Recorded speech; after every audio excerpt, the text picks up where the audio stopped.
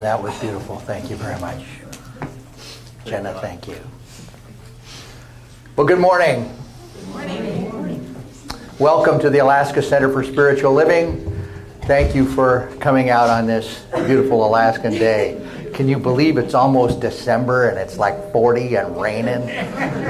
Wow. But welcome to everyone, and welcome to those of you who are watching on YouTube. We're glad for your presence as well. Unfortunately, you'll miss the wonderful meal that we're having, but that's good too.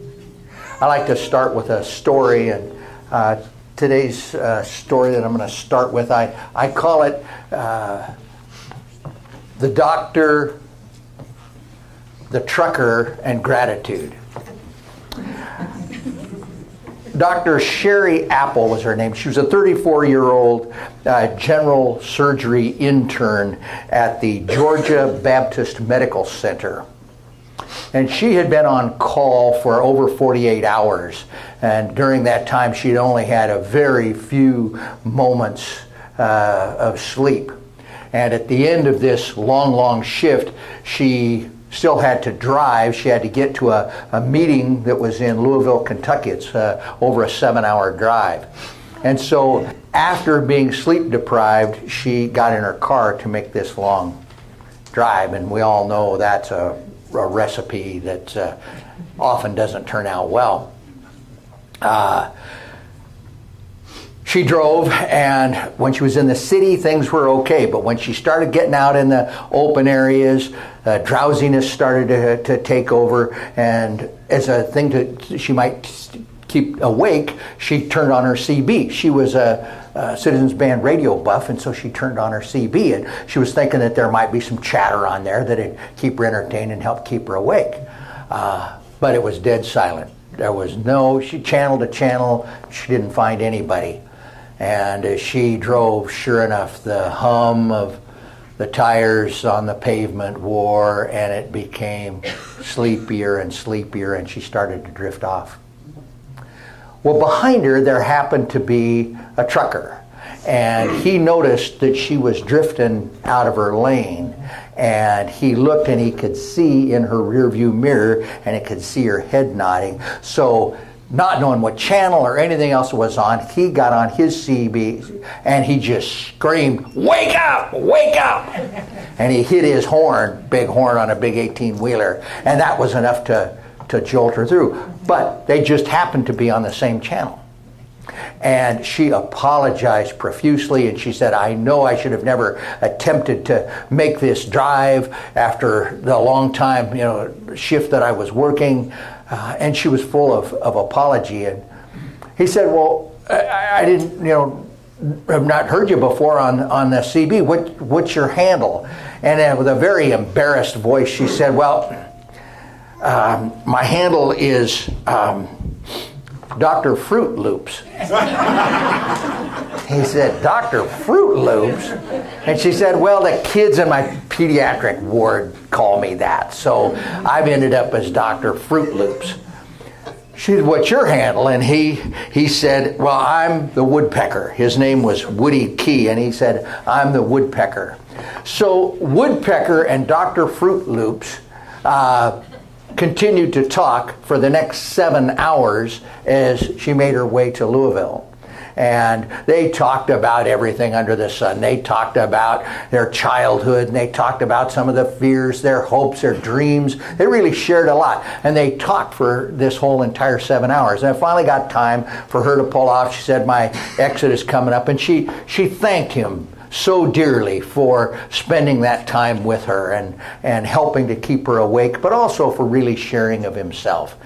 And he thanked her as well, and he continued on his way. And as she went down the off-ramp, she paused just long enough to really appreciate and be grateful for what this man had done and how he had stepped out to help her. And she was filled with that sense of gratitude.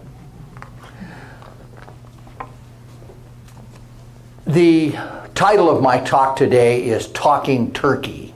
And what I'm going to talk turkey about, we're going to talk turkey about gratitude. My 3 points are, first of all, I'm going to talk about gratitude. Secondly, I'm going to talk about some ways to develop a habit of gratitude. And thirdly, I'm going to talk about overcoming the dark days. The key to the whole talk today, I'll give you this. This is it in a nutshell. And this is, gratitude helps us focus on what we want or want more of in our lives, and keeps us from worry, which is the exact polar opposite of gratitude, where we focus our attention on that which we want less of or we no longer want in our lives.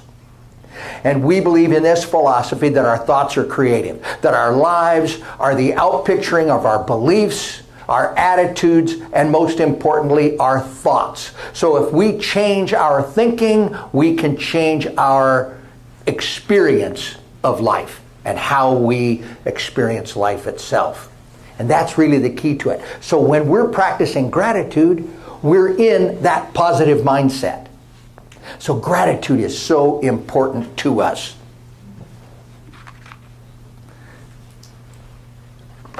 As I sometimes do, there is a part B to my story, and so we're going to now do the rest of the story. We're going to fast forward. Now it is November 22nd, 1986. What is that, 31 years ago? Something like that. And Dr. Apple is at the Georgia Baptist Medical Center, and over the loudspeaker comes a trauma alert. And she knew that there was something wrong, and she rushed to the emergency ward, and there was a man who'd been in a terrible accident, and both legs were broken, both arms were broken, his chest was caved in, but most importantly and most horribly, his skull had been crashed, and she could see his brain pulsing inside. And she put her hand on him, and she said, "Sir, it's not your time. You need to hang in there. You can do this. It's not your time." And this man said, "What's your name?" Out of this crushed skull came this question, "What is your name?" And she said, "Well, my name is Dr. Apple." And he said, No, what's your CB handle?" Oh, no. And she said, "How did you know that I'm a CB nut?" And he said, "I've heard that voice before. What is your handle?" And she says, "I'm Dr. Fruit Loops." And he said, "I knew. I'm Woodpecker." Amen. She said, "Woodpecker, it's not your time to go. Stay here with me. It's not your time to go."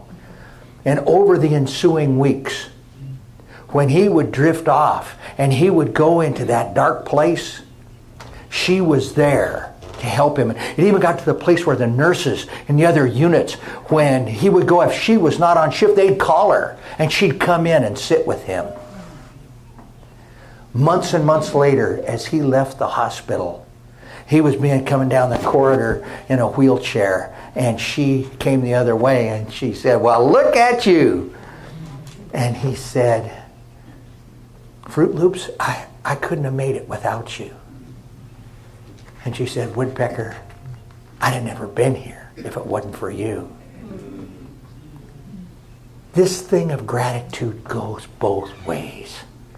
We create a circle of gratitude in our lives.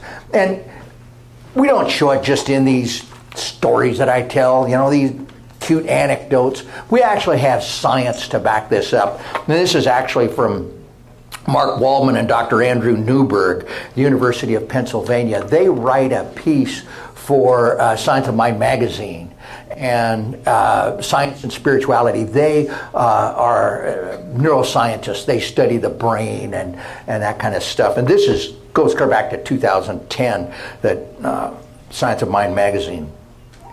Focus intensely on the most sacred values in your life. You will grow new dendrites in some of the most important parts of your brain. In your frontal lobe, where consciousness gives birth to action. In your thalamus, where your dreams and desires become real. And in the deeper structures that govern memory, compassion, and peace. But if you ruminate on negative images, you can damage the emotional centers in your brain. So if you want to maintain a healthy brain, turn your attention to the feelings that bring you joy and the thoughts that bring meaning to your life. And I submit that one of those ways is gratitude. When we can focus on that gratitude, it helps bring that positive aspect to who we are. So my point number 2, ways to develop a habit of gratitude. It's easy for me to say. Got 3 kind of positive things and then 2 things to maybe avoid. Number 1, keep a journal. And in my notes I wrote review, reflect, and remind. And if you can keep a gratitude journal, it helps you when you're in a place where you can't think of something to be grateful for. You can go back to that and remind yourself of things that you can be grateful for. You can go back and review those times when you had so much to be grateful for, and you can reflect on how gratitude has been able to change your life. Next thing, this is an avoid. Avoid saying certain things. Avoid negative language. In our foundations class, we spend a whole section, one of the things we do, and we look at our negative self-talk. And it's so easy for negative self-talk to creep into our vocabulary, to creep into what we think and what we are. And it's a great exercise to really look at what you're saying to yourself and to step back and avoid saying those kinds of things. Avoid words like horrible, bad, atrocious, irritating, stupid. Stay away from that. Another thing to avoid are things I call STIRBs. And I go back to my grief recovery training, and we call them short-term emotional relief behaviors. But they're the things that give us a short-term emotional relief when we are in pain, when we hurt. And it covers a whole spectrum of things. I wrote some of them down. Food. How easy is it to turn to food, a comfort food? You know, how great can a chocolate brownie be when, you're really bummed out about something? Alcohol and drugs are probably the biggest one. So easy to turn to alcohol and drugs. Anger. Watch anger. If anger is boiling up in your life, it's my experience. Very often when I see really angry people, there's something underneath that anger that is really causing anger. Exercise. Some people get out of the pain of the moment through exercise. Constant exercise. Fantasy. That can be everything from binge watching, Netflix, to movies, to staying wrapped in books all the time, but living in a world of fantasy. Or isolation, where you isolate yourself from other people. Sex. Some people bury themselves in sex. Or shopping. It's sometimes humorously call that retail therapy. But boy, it can be not so humorous sometimes too. My favorite, of course, what I always defaulted to was workaholism. It's easy to just bury yourself in your work, and that way you don't have to face the hurt and the pain. And a new one that we did since I used to do more grief work is internet surfing. How many times and how easy is it to get on that? And the hours fly by just being on the internet. So avoid the STIRBs. Another positive thing to do is focus on your health. When we feel better physically, we can feel better emotionally and spiritually. Some things to do for your health. Get enough sleep. Boy, it's so easy to deny sleep to ourselves. It's so easy. Oh, we're the ones that we cut out. I can get by with 6 hours tonight, or I can get by with 5 hours tonight. I don't know how many Saturday nights I've got 3-4 hours of sleep. But make sure you get sleep. Eat right. Sort of the opposite of using the food STIRB. make sure you eat healthy things. And exercise. Healthy exercise is good for you. And this is a key one. Drink. Drink a lot. Drink plenty of water. When we stay hydrated, the benefits to our bodies are huge. Focus on your health. The last one I'm going to talk about is affirmative prayer. In our movement, we absolutely believe in the power of prayer. And I get to see it every week, every day, see the power of prayer. Don't forget to avail yourself to affirmative, positive prayer. And in that, even the fourth step, and what we call spiritual mind treatment or positive prayer, affirmative prayer, is thanksgiving. We give thanks for that which already is. My last point is overcoming the dark days. Even though we can do all of these other things, we can avoid, the disturbs and watching our negative language. We keep a journal. We do all of these things to develop a good habit of gratitude. We can still fall into times when things aren't going real great. Maybe things happen in the family, and we can fall into those things. So how do we do that when we fall into those times? And I was thinking of a story, and I had a couple stories to go for this point, but the best one came from Anne. I was sort of practicing my talk with her, and she said, well, what about the origami Christmas ornament? Years and years ago, Anne was I think it was Fred Meyer's, and she knew about the Photoshop and how to do print stuff because she'd just gone through it and had to learn the whole process herself. So as she walked by, she saw a lady who was struggling, trying to figure out the photo deal, and I'll just stop. And so she helped her, and the lady was having some language challenges, and Anne stayed with her and helped her through this process. And the lady was so grateful that Anne had helped her. She reached into her purse and she gave her this beautiful origami Christmas ornament. And we still have that. We keep that, and that goes on our tree every year. We remember that lady's gratitude. What a great example. And speaking of origami, I've got that beautiful hanging that you guys made for, Berna did it, for my ordination, and that hangs in my office, and I look at that and I see that, and I appreciate that every single day. All the peace cranes, and all hooked together with fishing line, and it was really cute.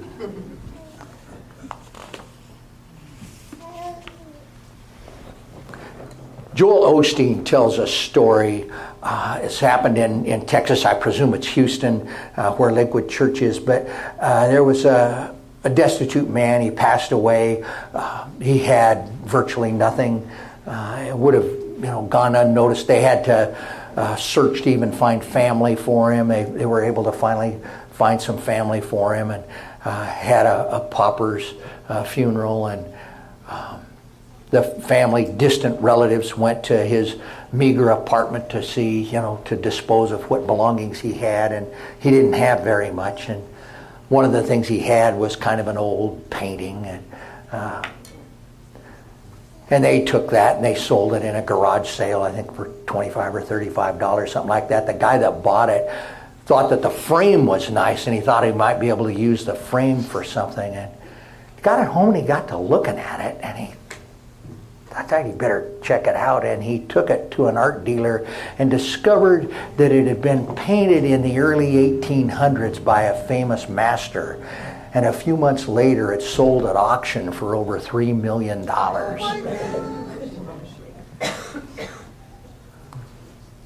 And what I want you to understand is that we're like that painting. Each and every one of us has that painting within us. Each one of us were painted by the Master. Each one of us has incredible talents, incredible gifts.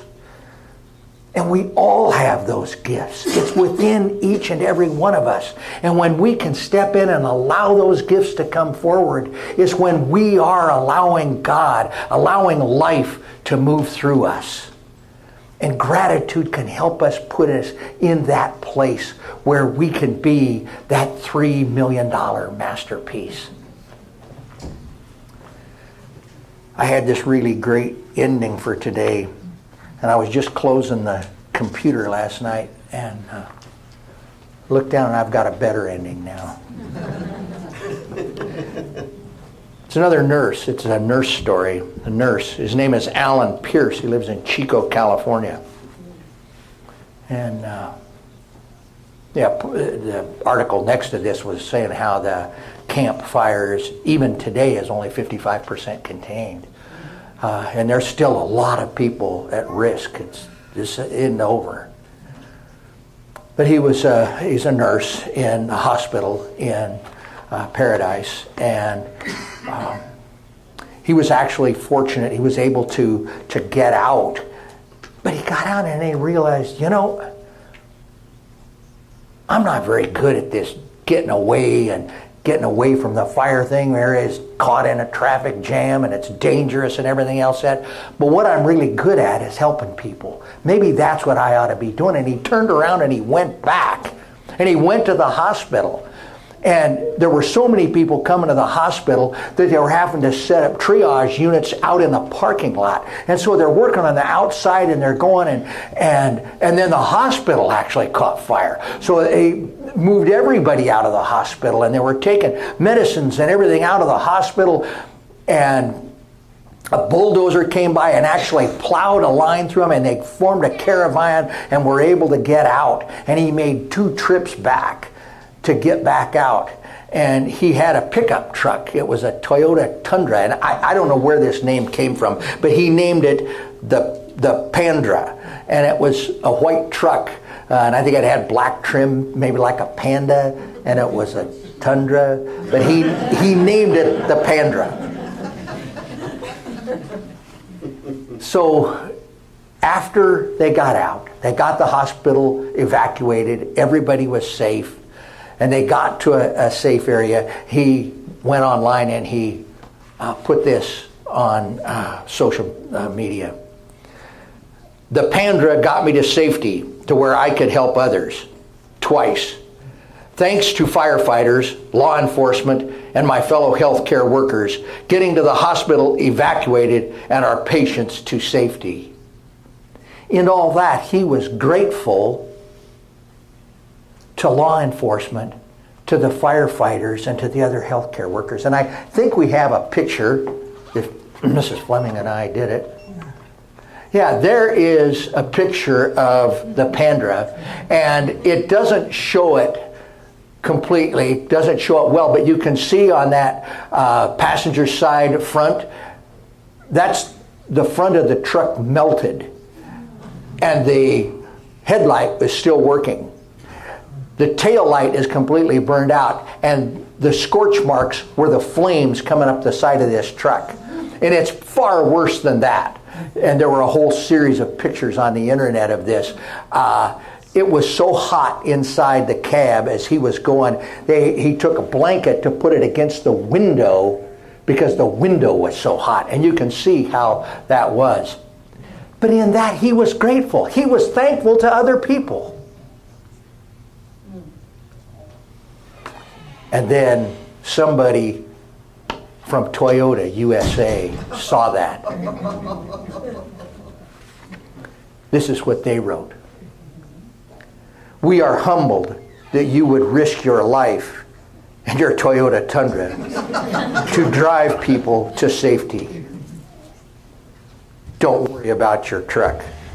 We are honored to get you a new one.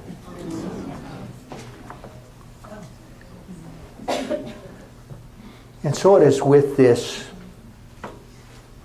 feeling of gratitude for our fellow man, gratitude for all that we have, that I invite my colleagues, the practitioners, to join me in holding each and every one of you in this congregation in love and in light.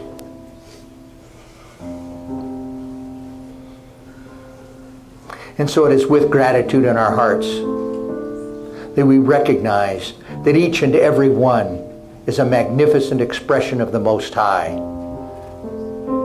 And we know that whatever appearances, whatever effects appear in our lives, they are only temporary. That the permanent things are love, peace, joy, abundance. And so we can just step in and allow that permanence to be part of our lives. We know that each of us that faces challenges of not enough, that we live in a world of abundance and prosperity, our true nature, and we are grateful for whatever we have. For those of us who are experiencing health challenges, we know that there is within each and every one of us a blueprint, a pattern of perfection that exists within us. And it is that pattern that we embrace.